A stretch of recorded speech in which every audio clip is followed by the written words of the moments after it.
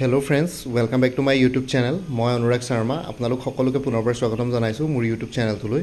আজি মই আপোনালোকৰ সন্মুখত এটা নতুন ভিডিঅ' লৈ উপস্থিত হৈছো আৰু আজিৰ ভিডিঅ'টোত মই আপোনালোকৰ সৈতে শেয়াৰ কৰিম, ডিসকাস কৰিম আসাম ডায়েৰী ৰিক্ৰুটমেণ্ট ADRE 2.0 যোনখিনি স্কিল টেষ্ট আছিল তাৰে নটিফিকেশন আহি গল অফিচিয়ালি। সো ইয়াতে কম্পিউটাৰ স্কিল টেষ্ট আছিল ক্লাস 3 পোষ্ট সমূহৰ কাৰণে, বাকি ড্ৰাইভাৰৰ কাৰণে আছিল ড্ৰাইভিং স্কিল টেষ্ট আৰু লগতে ষ্টেনোগ্ৰাফিৰ কাৰণে আছিল ষ্টেনোগ্ৰাফি স্কিল টেষ্ট। ঠিক আছে, এই তিনটাৰ বিষয়ে অকমান আলোচনা কৰি আপোনালোকক জনাই দিম কেনেকুৱা ধৰণৰ কি সিলেবাস আছে, ইম্পৰ্টেন্ট ডেটস। সো ইয়াতে দেখিছে, ইয়াতে আপোনালোকৰ স্কিল টেষ্টৰ কথা কৈছে। ইয়াতে স্কিল টেষ্ট আছিল ক্যাটেগৰি 1 2 3 তিনটা ক্যাটেগৰি স্কিল টেষ্টৰ কথা কৈছে। ইয়াতে এপিয়াৰ্ড ইন কম্পিউটাৰ টেষ্ট ক্যাটেগৰি 1 2 3 और 25 মাৰ্কছৰ কম্পিউটাৰ টেষ্ট এটা হ'ব, computer skill test 2nd 3rd 4th and 5th of July 2025 in Guwahati। So আপোনালোকৰ গুৱাহাটীত কম্পিউটাৰ স্কিল টেষ্ট হ'ব 2 3 4 5 এই 4 দিন হ'ব জুলাই মাহৰ। বাকি ক্যাটেগৰি 1 candidates provisionally qualified for the post having minimum qualification HSSLC and or HSSLC in science। ঠিক আছে, এইখিনি হায়াৰ সেকেন্ডাৰী কাৰণে। ক্যাটেগৰি 2 আছিল অনলি ব্যাচেলৰ ডিগ্ৰী, যিসকলৰ only minimum qualification bachelor degree লাগিছিল, আৰু ক্যাটেগৰি 3 আছিল minimum qualification bachelor degree with computer certificate diploma of minimum 6 months duration from a recognised institute and or bachelor degree in library science with computer certificate diploma of minimum 6 months duration from a recognised institute. The syllabus pattern of the computer skill test will be as follows। ঠিক আছে, প্ৰথমতে description আছিল মাইক্ৰসফট ৱৰ্ডত ক্যাটেগৰি 1 মানে হাই secondary খিনিৰ কাৰণে লাগিব document creation, basic formatting, editing, alignment and printing. Category 2 যিখিনি অকল ব্যাচেলৰ ডিগ্ৰী আছিল without computer diploma, document creation, formatting document, table creation and editing, alignment and printing।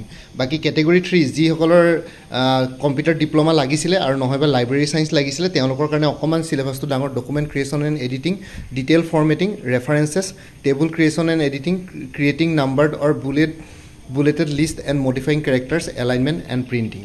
বাকি MS এক্সেলৰ কাৰণে লাগিব ক্যাটেগৰি 1ত যোনখিনি হায়াৰ সেকেন্ডাৰী লেভেলৰ আছিল তেওঁলোকক লাগিব basic functionalities of Excel, basic formula, alignment and printing. Next হৈ গ'ল only bachelor degree, intermediate level formatting, intermediate formula, conditional maths and validation, alignment and printing, detail tables, detail formula, formatting and printing, pivoting, lookup methods using chart wizards. ঠিক আছে, এইখিনি হৈ গ'ল bachelor degree with computer বা library science.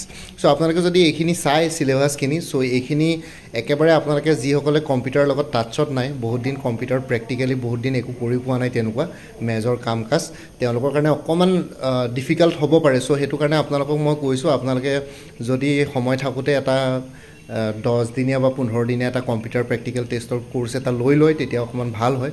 মোৰ তাত বাৰু course available নাই, মই সেইটো কাৰণে মই জনোৱা নাই, মই জাস্ট আপোনালোকক কৈছোঁ আপোনালোকে নিজৰ গাইডেন্সৰ কাৰণে লৈ ল'ব পাৰে। ঠিক আছে, তেতিয়া আপোনালোকৰ অলপ সুবিধা হ'ব, নহ'লে এইবোৰ বস্তু আপোনালোকে ঘৰত ভিডিঅ' চাইও কৰিব পাৰে। ভিডিঅ'ত এবাৰ আপোনালোকে টপিকছবিলাক মাৰি দিব, তেনেকৈ ভিডিঅ' চাব পাৰে, ইউটিউবত চাব এবাৰ চাৰ্চ কৰি পেলাই। MS PowerPoint কিছুমান ইউটিউব চেনেলে ফ্ৰীতেও বুজাই আছে বস্তুখিনি, এবাৰ চাই ল'ব পাৰোঁ। MS PowerPointত হাই সেকেন্ডাৰী লেভেলত আহিব document creation, basic formatting, alignment and printing. নেক্সটটো আহি গ'ল অনলি ব্যাচেলৰ ডিগ্ৰীত আহিব document creation, intermediate formatting, alignment and printing. তাৰপিছত নেক্সটটোত আহি গ'ল ব্যাচেলৰ ডিগ্ৰীত কম্পিউটাৰ বা লাইব্ৰেৰী সায়েন্সত document creation, detail formatting, tables, chart, alignment and printing. ঠিক আছে, আৰু এডমিট কাৰ্ডসমূহ কম্পিউটাৰ স্কিল টেষ্টত আপোনালোকে সেৱাৰ অফিচিয়েল ৱেবছাইটত পাই যাব www.seva.online.org। 11 AM পৰা এভেইলেবল হ'ব 25 জুন 2025ত, 25 জুনৰ পৰা এভেইলেবল হ'ব এডমিট কাৰ্ডসমূহ।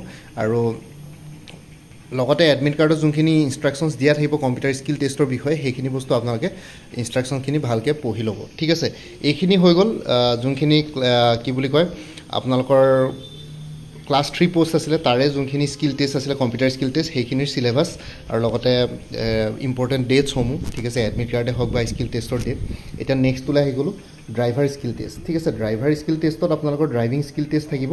ড্ৰাইভিং স্কিল টেষ্টত আপোনালোকৰ ইয়াতে ক্যাটেগৰিটো আছিল HSLC পাছ লাগিছিলে আৰু লগতে LMB লাইট মটৰ ভেহিকলৰ ভেলিড ড্ৰাইভিং লাইসেন্স দৰকাৰ পৰিছিলে। ড্ৰাইভিং স্কিল টেষ্টত দৰকাৰ পৰিব।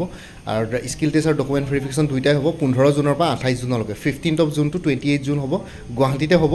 আৰু ড্ৰাইভিং স্কিল টেষ্টত এইখিনি থাকিব, প্ৰথমটো হৈ গ'ল ডেছক্ৰিপশ্যনবিলাক দিয়া আছে। সিগনেল টেষ্ট 5 মাৰ্কছ থাকিব, basic knowledge of maintenance of A vehicle 5 marks, taste of driving LMV vehicle 15 marks, total marks 25 marks থাকিব।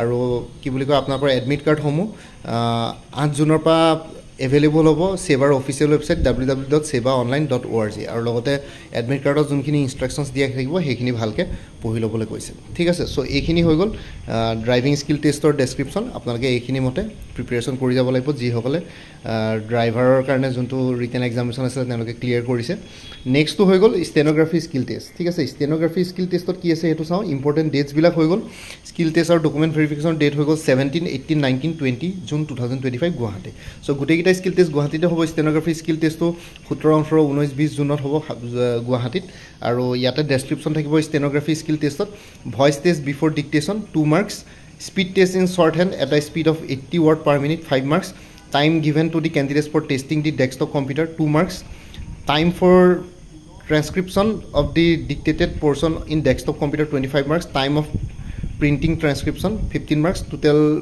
duration 15 minutes ebla marks no actually minutes bilakor kotha koi ase yate jeto stenography skill test ekhini minutes or kotha koi ase thik ase kiman homoy lebo so total 49 minutes or ঠিক আছে so stenography যি সকলে ষ্টেনোগ্ৰাফিত পাছ কৰিছে তেওঁলোকে গম পাব মই মানে ষ্টেনোগ্ৰাফিৰ ওপৰত ইমান টেকনিক্যাল নলেজ নাই সো হেতু কাৰণে বাকি এইখিনি আছিল আৰু বাকি ষ্টেনোগ্ৰাফি স্কিল টেষ্টৰ যোনখিনি এডমিট কাৰ্ড আছে সেইখিনি sevaonline.org 11টা বজাৰ পৰা এভেইলেবল হ'ব 8 জুনৰ পৰা আপোনালোকে এডমিট কাৰ্ড ডাউনলোড কৰিব পাৰিব সো এইখিনি হৈ গ'ল ইম্পৰ্টেণ্ট ডেটছ আৰু বাকি আৰু এটা কথা কৈ দিছোঁ ইয়াতে যোনখিনি কম্পিউটাৰ স্কিল টেষ্ট আছিলে গ্ৰেড 3 তেওঁলোকৰ কাৰণে 25 মাৰ্কছৰ আছিলে ঠিক আছে এইটো মনত ৰাখিব 2nd, 3rd, 4th and 5th July 2025 আৰু এডমিট কাৰ্ড আপোনালোকে ডাউনলোড কৰিব পাৰিব কি বুলি কয় এডমিট কাৰ্ডসমূহ ডাউনলোড কৰিব পাৰিব 25th June 2025 ৰ পৰা বাকি অন্য ড্ৰাইভিং স্কিল টেষ্টৰ এডমিট কাৰ্ড 8 জুনৰ পৰা ডাউনলোড কৰিব পাৰিব আৰু driving skill test 15 June to 28 জুনলৈকে আছে বাকি ষ্টেনোগ্ৰাফি স্কিল টেষ্ট 17, 18, 19, 20 জুন আছে 2025